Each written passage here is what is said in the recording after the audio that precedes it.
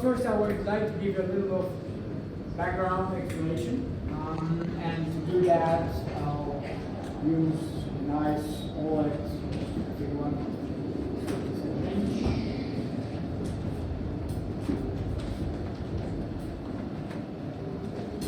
So, you know where the picture goes through, you all know me. The product we're going to highlight today most of the time is our OLED Plus 937. As Kostas was mentioning, it is one of the 4 ISO awards we won. And I hope through this presentation today, it's not going to be the only one. First one. It's not going to be the only award. Many hopefully are going to follow. So basically I'm talking about this TV here, 6th generation D5 dual engine. In January I explained already a bit, but that was not face to face, the D5 engine of the 807. So single engine, but you can see that the dual engine over single engine has one new feature there called advanced HDR tone mapping. There's one more I'll mention later, and of course I also would like to highlight the 3 differentiating features from the 5 dual engine, being the perfect natural reality 2.0. AI more bit enhancement 2.0 and the machine learning challenge. Let me go to the advanced HDR tone mapping and explain you a little bit background there. So basically when you have a clip, an HDR10 clip, which is rated at 10,000 nits, you will have 10,000 nits scenes. You want some right scene, but there are going to be many others in that movie also, reaching only 4,000 nits, 800, 500, 100.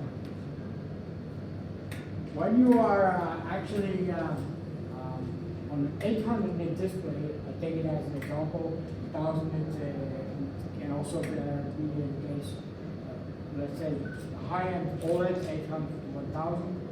What will happen with the pictures 10,000 nits and 4,000 nits? You need to, if you don't do any tone mapping, if you do linear processing, which is the dotted line you see there, you're going to have extreme good. When you are actually doing tone mapping for this 10,000 nit picture here, then when you do tone mapping for the 4,000 nits, you make that picture perfect, matching it to the display light output, no clipping anymore. But for the 10,000 nits, it would still be clipping. So you would use a red curve, and that picture would become perfect. That still would be clipping. And those here, because you do tone mapping for pictures below the light output for the display, you're going to use light. 500 nits because tone mapping times 400. When you do your tone mapping according to a 10,000 nit clip, which is the following blue curve, that one will be perfect, that one will be perfect, but you will again lose a lot of light. What I'm trying to say is that every picture in a graded clip, whether it's 10,000 or 4,000 or whatever, is different. And if you only use one tone mapping curve for the entire movie, you will either have clipping or you will lose potential of the display, lose light. What we can do with this new feature, advanced HDR tone mapping, is that frame by frame, not scene by scene, but like HDR10 Plus is, frame by frame, HDR10 source, we are applying the proper tone mapping curve to have, let's say, the right no clipping and the right light output in color for 10,000 nit scene, for 4,000 nit scene. So we're not looking to the max CLO number that is inside that clip as information. but we're doing it, we're measuring it ourselves and adopting it frame by frame, which means that for the ones that are not above the light output of the display, we will switch to linear processing and have no light loss. For the ones that are then above, we will do the clipping for 4,000, it's seeing different than different tone mapping for the 1,000. See, no clipping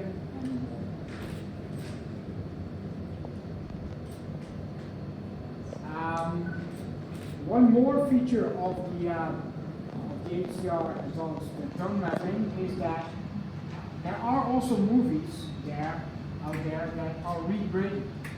They were originally 10,000 nit or 4,000, 1,000, regraded and put on Internet 300 nit, for instance. This example is the scene of 1,000 nit, now it's only 300. Why is that done? That is done for playing back this kind of movie, this with in mind more normal TVs, the mainstream TVs that do not have the highlight on. When you do that, then you will either play it, and you know that the scene, previous example was the 10,000 nit scene was very bright and a lot of reflections, huge HDR effect contrast, and now it's going to be like this. We have 3 levels in what we call the expansion mode of this HDR advanced. One is minimum, medium, and maximum. Minimum, you see, we're going to follow what the director intended, although I think it's not the director that was regrading, but it will show exactly in is out or linear process. Medium, we are going to upconvert, expand the dynamic range, and match it better with display capabilities, and you will get more HDR with the medium, and the maximum you have even. I'll give you some examples later in the real.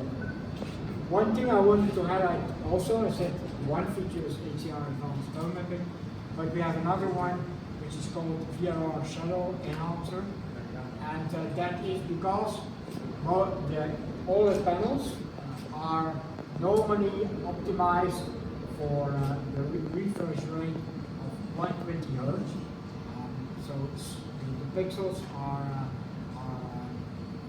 then in case that the frequency rate, refresh rate goes down from your 120 Hz, is overcharging pixels and creating some washed out picture, losing some the black impression. Again, with our engine, we use to do real-time measurements frame by frame for the chart tone mapping. We can also now do a real measurement for and measure according to the refresh rate of the picture. And when with VRR it varies from 120 goes down to even 48, we keep the black level consistent. The OLED 937, also the OLED 907, so the entire 9 series, has a better OLED H panel now than we are launching at the beginning of the year. It's the Royal panel, we call it, reaches 1300 at peak, and that's compared to last year's was only 1100, so also quite some increase there. Full wide, 30% increase from Is that among all display sizes or only the large one?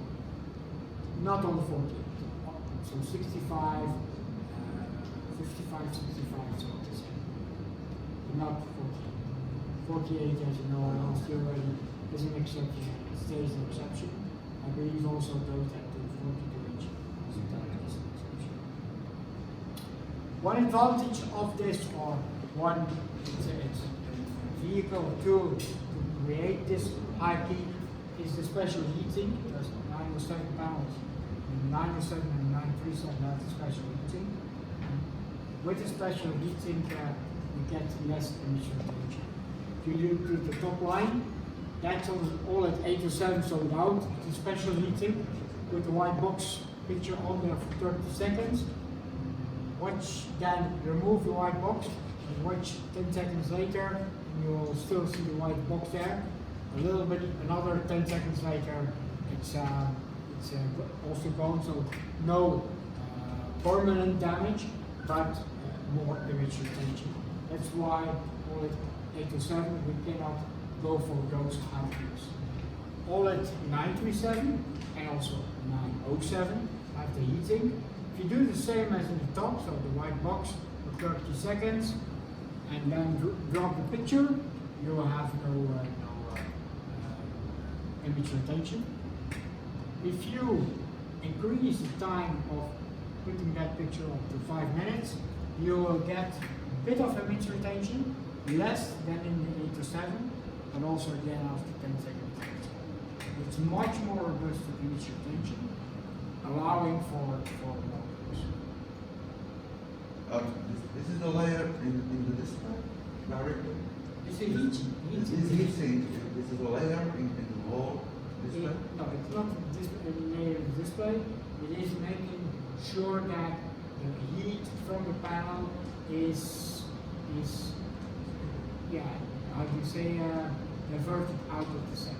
It's not a layer, but it's worth heating. It's like a metal. The layers from the panel are connected to the Is this heatsink, is it something you developed yourself, or are you buying it from part of the OLED panel? This is what the OLED panel is. So then you have the, I still wanted to highlight the other three exclusive features, the perfect natural reality, converted to SDR sources into HDR, the AI machine learning sharpness, and the smart bit enhancement for less artifacts. Less artifacts as panning, AI machine learning sharpness for really optimal sharpness, and perfect natural reality to have HDR interface from your SDR source. Last thing I would like to explain is the Ambient intelligence. We launched it already at the beginning of the year, but now that we're face to face, and it's also an important element of dual engine, I would like to briefly touch on it. We have the eye care, which is making sure that when you are changing from the bright room to dark room, reduce the really bright, intense parts in your picture to prevent eye strain. Second feature from our Ambient intelligence is the dark detail optimization. In a second I will show you this picture in real life. So for instance here, you see that the bookshelf are hardly visible in a bright room without dark detail optimization. You put it on and you will see all the demonstrate in a second. And you have also the color temperature optimization. So for a dark room, we're very close to the D65 kind of color temperature. And go to the brighter room in the cool. Let me show you a couple of things.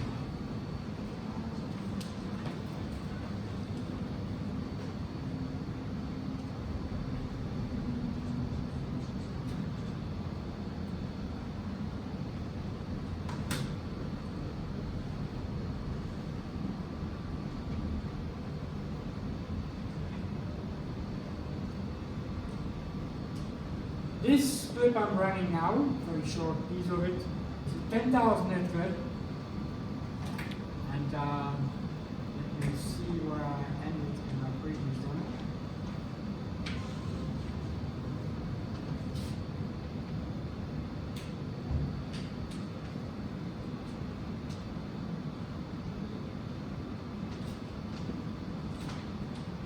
$10,000 clip. When you don't do any tone mapping, you get this.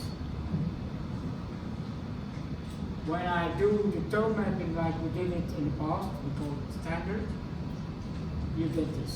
So we do tone mapping, no tone mapping is on everywhere clipping. The tone mapping, you make it much better, but you lose light.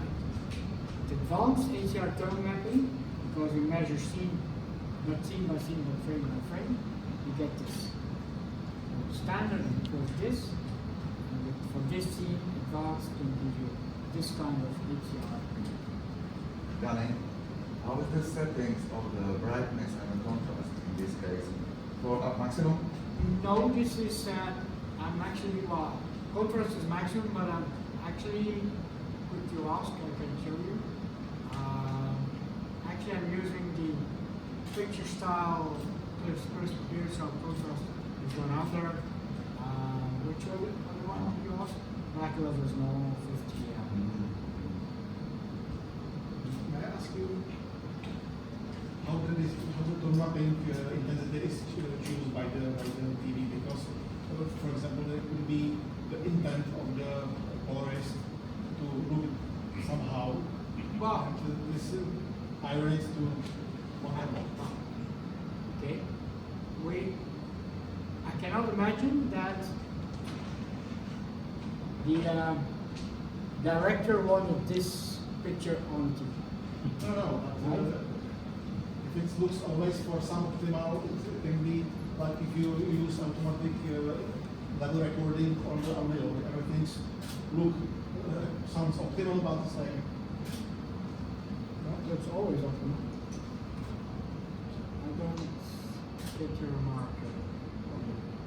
Well, maybe I'll show you another picture, and I'm sorry, I'll keep it on off. There's another picture. Again, this is another picture. Oh, sorry. Oh.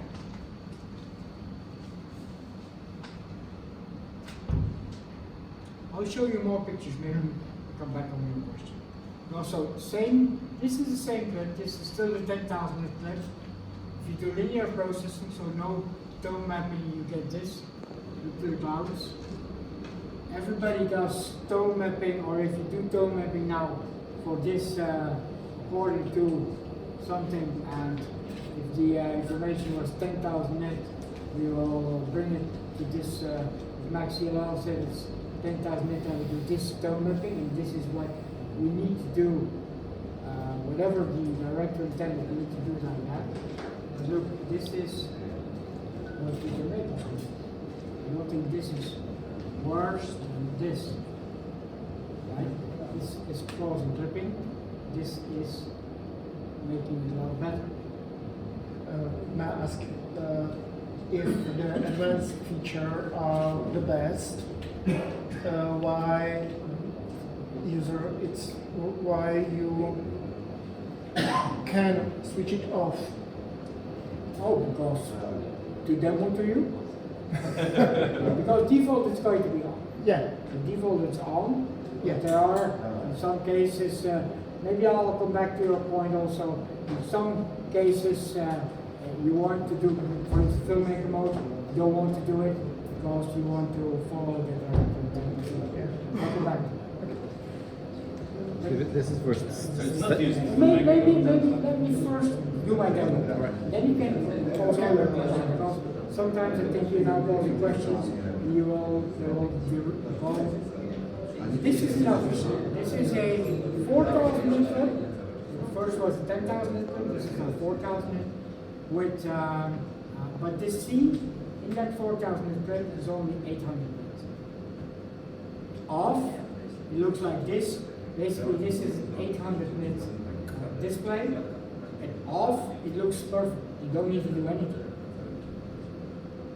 If you, because the MaxCLL says it's a 4,000 nit, although it's only an 800 nit scene, with standard, we're listening to the MaxCLL and we do this. You see? Originally it was this, more HDR effect. Standard, we're now losing a bit. Because we're doing tone mapping, although we are not supposed to do, we don't need to do tone mapping, but we were following the information from the clip. And look what happens with advanced in this case. we bring it back to normal. If I go to off, it's same.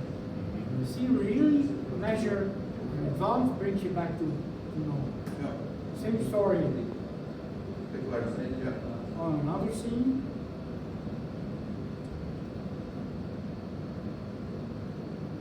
This is from the same clip, 4,000 net clip, same, roughly same amount of light now in this scene, 800 nits, so all of it looks like this. Because we're doing tone mapping for a supposed 4,000 net clip, we use again HDR effect, with advanced brings it back. And now, I want to show you one more thing. Remember my example I mentioned to you about the 300 net clip?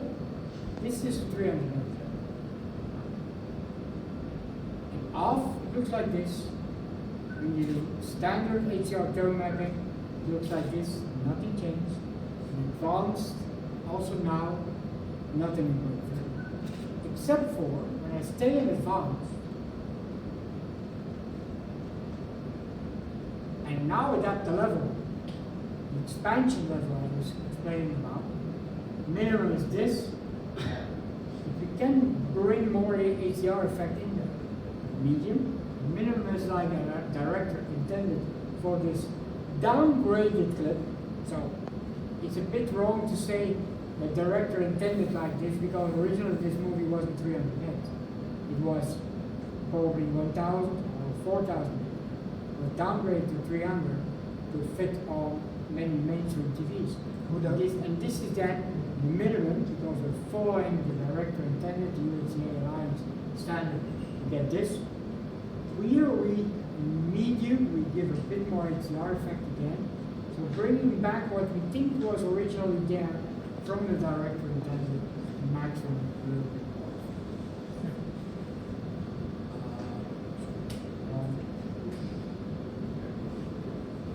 And the HDR perfect is also controlled by overall light condition in the room. I'm coming to it. No. HDR perfect is measuring on the information, but in combination, it can work in combination with our explain it. I'll come back to your question. So again, 300 net looks like this, but with the expansion of our new HDR advanced feature, we can bring it to this kind of HDR, you can feel it. And here we give different levels, but I do believe that both of them are better than the minimum, medium, or maximum.